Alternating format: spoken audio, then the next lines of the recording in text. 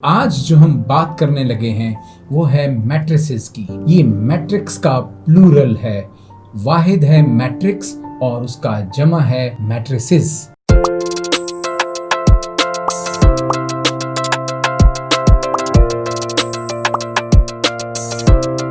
अस्सलाम वालेकुम। धरेजा एकेडमी के प्लेटफॉर्म से मिस्टर धरेजा का सलाम कबूल कीजिए। आज हम बात करने वाले हैं जिस टॉपिक पे, उससे पहले मुझे एक बात याद आ रही है कि स्कूल लाइफ में हम वाहिद जमा की कहानी पढ़ा करते थे, जैसे मुल्क, ममालिक, कौम, अक़वाम, आम, अवाम, दीन, अदियान। इसी तरह से आज जो हम बात करने लगे हैं वो है मैट्रिसेस की। मैट्रिसेस ये मैट्रिक्स का प्लूरल है, वाहिद है मैट्रिक्स और उसका जमा है मैट्रिसेस। आज के टॉपिक में हम जो पॉइंट्स डिस्कस करेंगे वो हैं ये।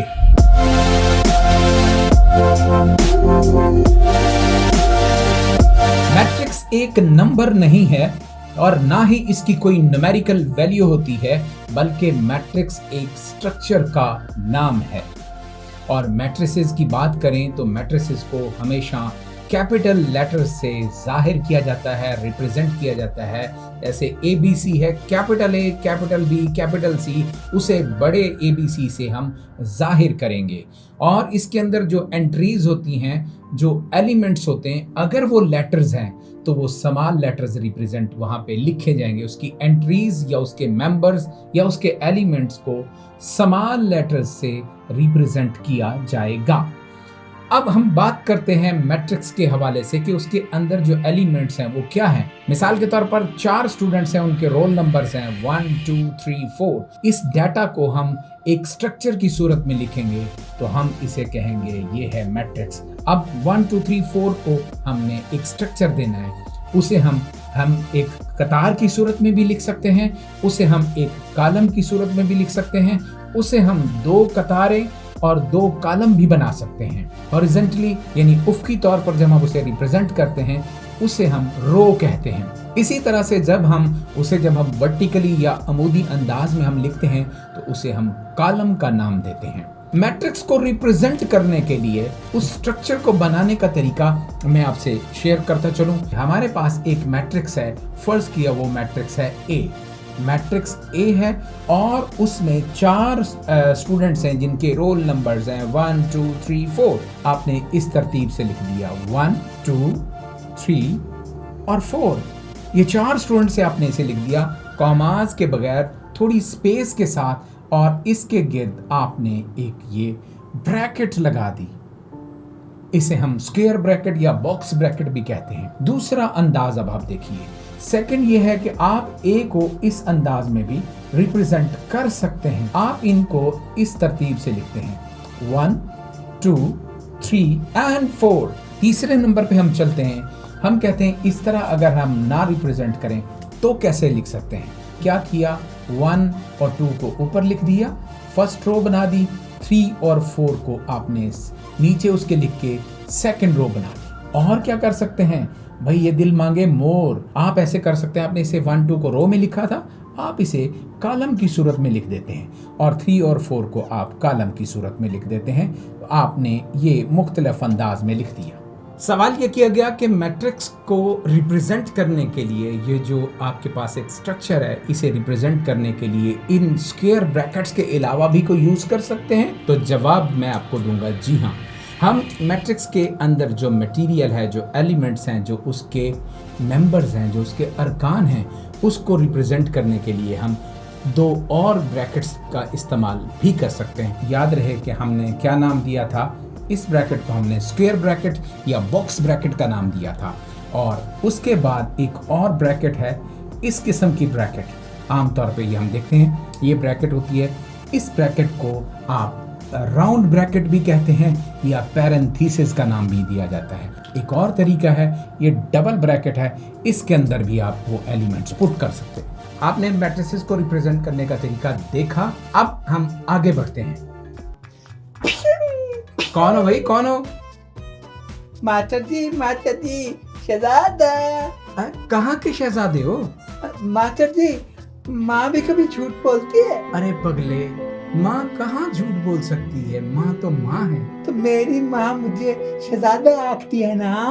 हाँ, फिर तो आप वाकई शहजादे हो। अच्छा ये सुनो, देखो मुझे क्लास पढ़ानी है, मैं क्लास पढ़ा लूं, आप जाएं ताकि मैं क्लास पढ़ा सकूं, आप फिर आना। अजीज तालिब इल्म दोस्तों, हर बेटी का बाप बादशाह नहीं होता, लेकिन हर बेटी अपने बाप की शहजादी जरूर होती है। इसी तरह हर माँ मलका तो नहीं होती, लेकिन हर माँ का बेटा उसका शहजादा होता है। आई एम सॉरी, मैं इमोशनल हो गया। मिलते हैं इस ब्रेक के बाद।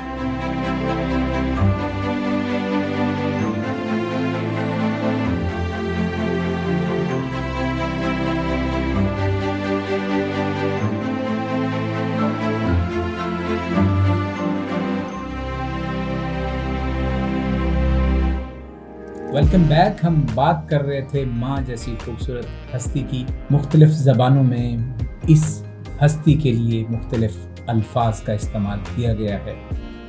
आप जानते हैं कि इंग्लिश में माँ को मदर कहा जाता है, फ़ारसी में माँ को मादर कहते हैं, और जानते हैं लैटिन वर्ड में, लातीनी ज़बान में माँ को माटर कहते हैं। क्या कहते हैं? माटर। जी, माटर लातीनी ज़बान में उस खातून को, उस औरत को कहा जाता है जिससे अफजाइश नस्ल हो सके। माटर से लफ्ज़ निकला मैटरनिटी, और इसी से फिर माटर से आहिस्ता आहिस्ता डेवलप होते हुए लफ्ज़ मैट्रिक्स निकला। अब मैट्रिक्स और इस माटर में क्या रिलेशन था? बात दरअसल ये है, जैसे माँ से आगे जनरेशन बढ़ती है, उससे अफजाइश नस्ल होती है, इसी तरह मैट्रिक्स से भी आगे इसकी आगे जनरेशन बढ़ी, और इसी में से एक चीज़ निकली जिसे डिटर्मिनेंट कहा जाता है। इसकी तफसील हम बाद में पढ़ेंगे कि डिटर्मिनेंट क्या चीज़ है। ये बात है 1850 की, कि जब एक इंग्लिश मैथमेटिशियन जेम्स सिल्वेस्टर ने मैट्रिक्स का आइडिया दिया, और 1855 में उसके दोस्त आर्थर कैली ने मैट्रिसेस पर कुछ ऑपरेशंस यूज किए, जैसे एडिशन, सब्ट्रैक्शन, मल्टीप्लिकेशन। जहां तक बात है डिटर्मिनेंट्स की, तो जापानीज मैथमेटिशियन सीकी कोवा और German mathematician Gottfried William Lebanese को ये सेहरा जाता है कि उन्होंने डिटर्मिनेंट्स को इन्वेंट किया। बात बढ़ते बढ़ते स्विस मैथमेटिशियन गैब्रिएल क्रामर की तरफ चली गई, और उसने लीनियर इक्वेशन मैट्रिसेस के जरिए सॉल्व कर दी। अच्छा जी, अब हम बात करते हैं मैट्रिसेस के यूजेज की। बहुत सारे लोग मैथमेटिक्स को ब्लेम करना शुरू कर देते हैं कि जी मैथमेटिक्स का डेली लाइफ में इस्तेमाल क्या है। तो मैं आज आपको हैरान कुन कुछ ऐसी बातें बताऊंगा जो हो सकता है आपके लिए नई हों, और हमारे तालिब इल्म दोस्तों के लिए और नए पढ़ाने वालों के लिए भी एक मुनफरिद चीज़ हो। जैसा कि क्रिप्टोग्राफी के बारे में अगर आपने सुना हो, क्रिप्टोग्राफी क्या है? क्रिप्टोग्राफी में एक लफ्ज़ है क्रिप्ट, जिसे प्रीफिक्स कहा जाता है। प्रीफिक्स वो चीज़ होती है जो किसी वर्ड या लेटर से पहले आए, और सफिक्स जो चीज़ उसके बाद में है। तो प्रीफिक्स जो है, जिसे क्रिप्ट कहा गया है, इसका मतलब होता है हिडन या वॉलेट। जैसे आपका बटुआ है, ये क्रिप्ट हो गया, वॉलेट यानी छुपी हुई चीज़।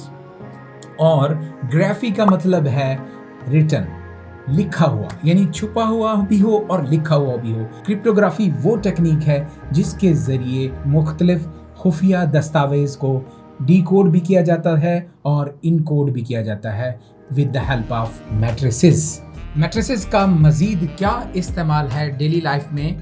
तो हमारे पास आप देखिए, कंप्यूटर डिज़ाइनिंग की बात जब हम करते हैं, कंप्यूटर में गेम ग्राफिक्स हैं, कंप्यूटर के डिज़ाइनिंग है, जैसे हमारे पास एडोब फोटोशॉप है और ग्राफिक सॉफ्टवेयर्स हैं, और ये इस्तेमाल होता है, इमेजेस को रेंडर करना होता है तो एडोब फोटोशॉप इस्तेमाल करते हैं और एडोब फोटोशॉप के अंदर मैट्रिसेस का इस्तेमाल होता है। ऑटोमेशन की दुनिया में अगर चले जाएं तो रोबोट्स में भी मैट्रिसेस को इस्तेमाल किया जाता है।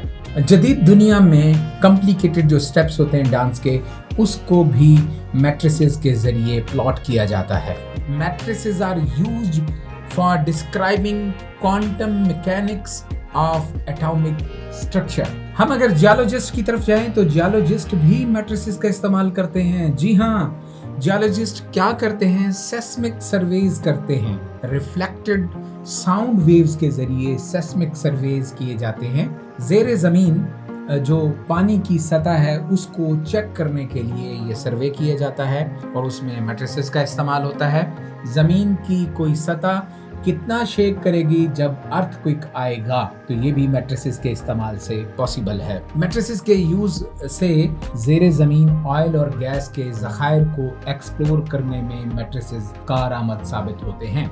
क्या आप जानते हैं ऑडिबल साउंड जो है, जो इंसानी कान सुन सकता है, उसकी फ्रीक्वेंसी 20 हर्ट्ज से लेकर 20 किलो हर्ट्ज है।